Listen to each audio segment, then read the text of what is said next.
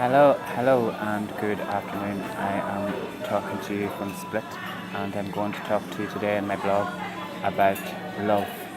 And I'm going to talk about the love of God and how the love of God transformed me to become a follower of Jesus, and how becoming a follower of Jesus made me fall in love with Him. And therefore, when I fell in love with Jesus, I fell in love with His mother, I fell in love with the church, I fell in love with their sacraments, I fell in love with the holy priesthood, and I just can't thank God enough for showing me His love, for showering down His love on me, giving me all these amazing blessings. And without Him, I wouldn't be here now, transformed, talking to you about Him, His love, and Jesus, and His mother, and the Holy Spirit, etc., etc., etc. So I feel strongly today in my prayer to talk to you about love, because God is love. And love is the reason why we are created and existed. And we're created from love. We're created from two people who come together in love and joined in marriage and created from that. So you see, love is the key, love is the gift. And it's what begins our lives when you think about it that way.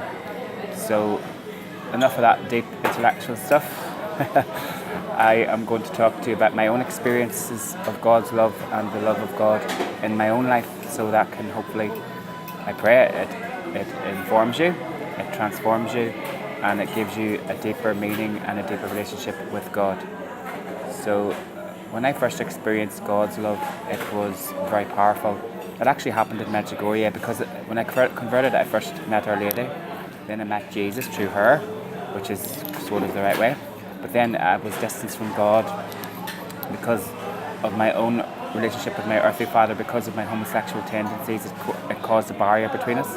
Not that it meant to, but it's one of those things that happens when a lot of guys grow up gay. So that's what happened to me. And then I had like a void from my father, which was a block. So then that made me search for love in other ways, unfortunately. So that led me down a wrong road. A road of drugs, self-destruction, suicide, etc. And being bullied as a kid also influenced that as well. It wasn't just my father wound. So from that, I went to Medjugorje, as you know, and I got converted. But it was during that first conversion that I met God, and it was in Medjugorje. And me and the priest that took me to Medjugorje were having a conversation about healing ceremonies in Medjugorje.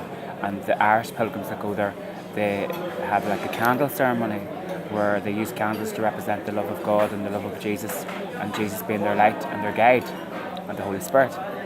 And of course, as we were talking about it, we left the apartment to go to Mass. And as soon as we were leaving the apartment, we turned around the corner of the church, and the Irish pilgrims were having the candle ceremony.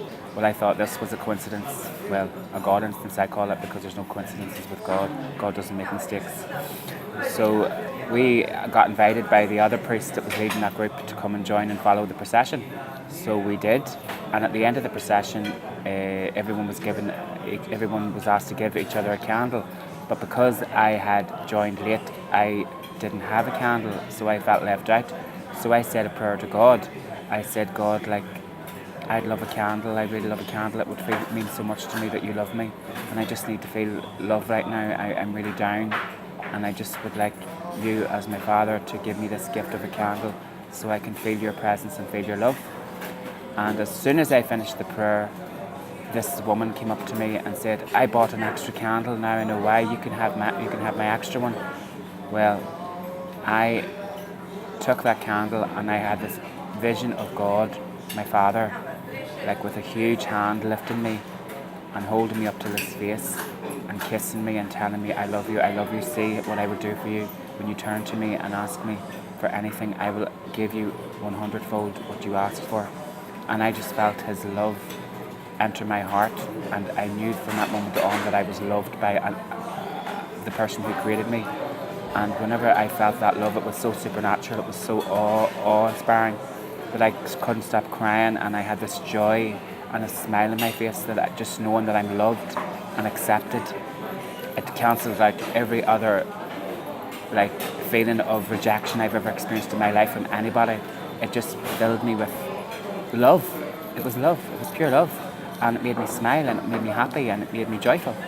So it was like all those things I was searching for through drugs in my past, that came to the surface. This is euphoric. This is real. There's no come down from this. It's authentic. So it gave me a deeper purpose in my life. It gave me the deeper understanding that God's love is unfathomable. And when we know how much we're loved, we cry of joy. And Our Lady said that in Medjugorje so many times. And it's one of those true quotes that never ever failed to sink into my heart. So then, before that, I was given the love of Our Lady, and when I started praying with her and praying to her, I felt her presence immediately, and I was very low and depressed and suicidal at the first time I met her, so I was very vulnerable. So I was kind of in and out of belief and disbelief. So I gave her an ultimatum. I said, if you exist and you're my mother, like everyone says you are, I want you to send me a picture of yourself, and I want it to mean something to me, and I want to know that it comes from you.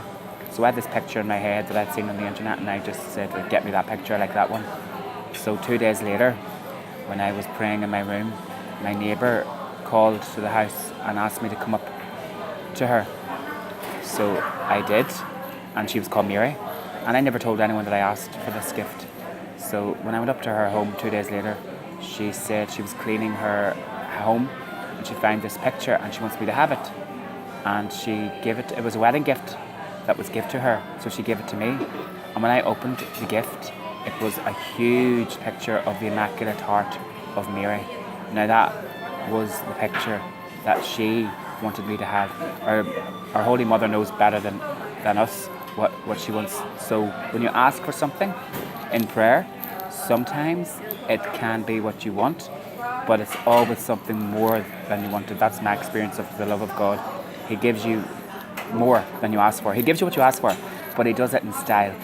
Oh, you could never get bored of it. So from that, I was introduced to the love of Our Lady, and oh my God,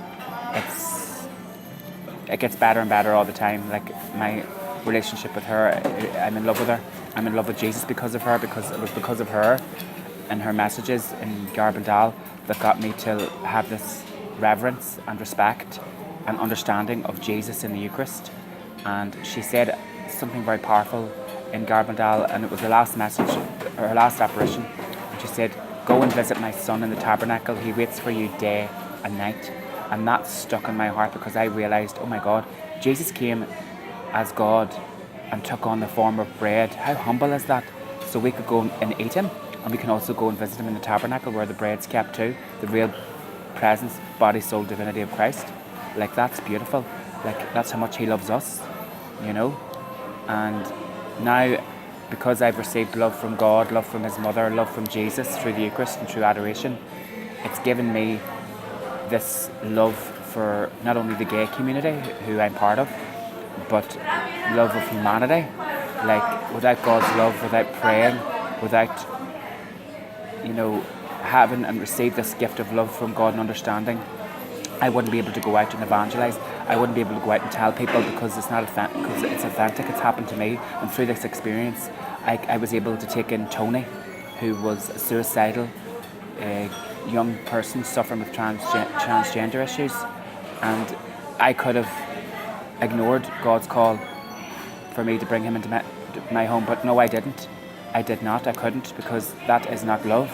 That's not following the Holy Spirit. That's blocking, because I could have said, no, he's too difficult. And at the start, I was actually afraid to look after him, because I said, I'm out of my depth, I can't do this. But I turned to God, I turned to Jesus, I turned to his mother, and they filled me with a love for him, a supernatural love, because their love is running through me.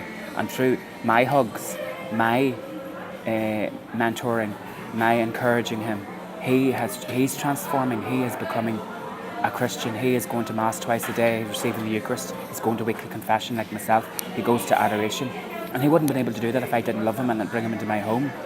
And that's what God's asking of us. He's asking us to receive his love, and then from his love, we receive his love and we transfer it to others That is what we are called to do. And if we're not doing that, we're blocking the Spirit, we're blocking God's love, and God is not happy with that. So are we loving? We should ask ourselves that, are we loving enough? Because when we die and we meet our Creator, He's going to ask us, how much did you love? And I want to be able to say with my hands outstretched, Jesus, I loved you this much. So I'll leave you with that thought, and I hope that you got something from this. And I love you, and I love God, I love Jesus, and I love His Holy Mother, and I love the Holy Spirit. And I would like to wish you a very good, peaceful, holy rest of your day. Amen. Bogu Fala.